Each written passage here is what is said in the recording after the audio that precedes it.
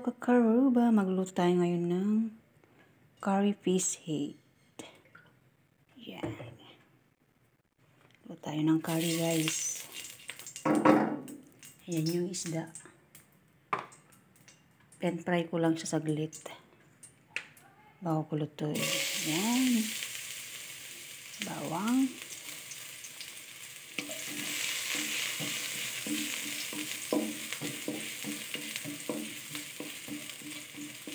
Kaya mga natin yung mga bawang, sibuyas,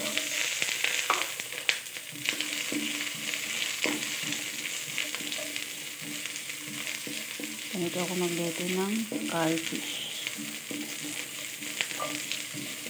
Hindi ko na lalagyan ng veggie, kamatis lang ang ilalagay ko.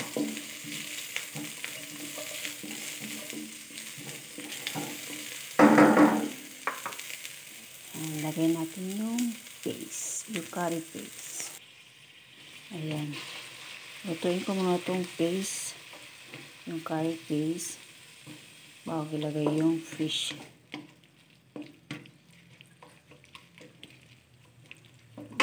Lagyan natin ng ikan dilis cube, then tubig. Ayan guys. Kuluan natin.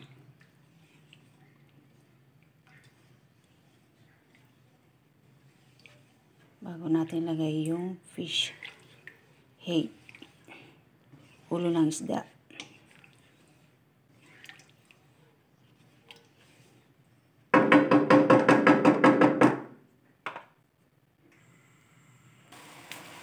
Ayan guys, kumulo na. Ilalagay na natin yung ulo ng isda. Ayan. Pinanfry ko muna to para hindi siya mas madurog-durog dyan sa loob.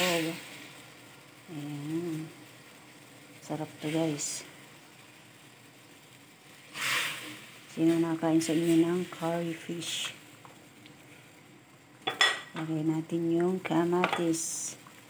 Hindi ko nalalagyan ng mga okra o kaya mga talong. Ito lang. Kasi may veggie naman kami. Ayan.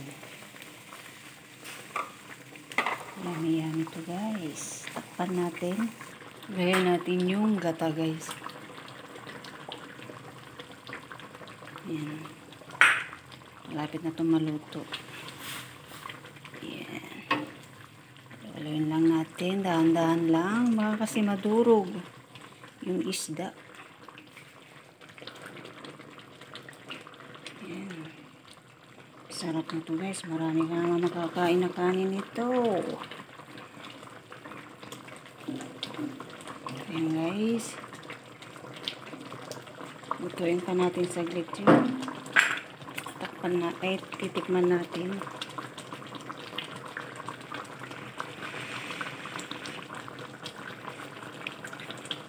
Naku po. Kasarap naman eh. No. Masarap guys. Fish. Curry fish head. Ulo ng isda. Na curry. Ayan. Mapapalaban na naman tayo ito guys. Ayan na guys. Thank you guys for watching. God bless everyone. Sana nagustuhan nyo ang aking video at maraming salamat sa panonood. Bye bye karuba. Yummy yummy.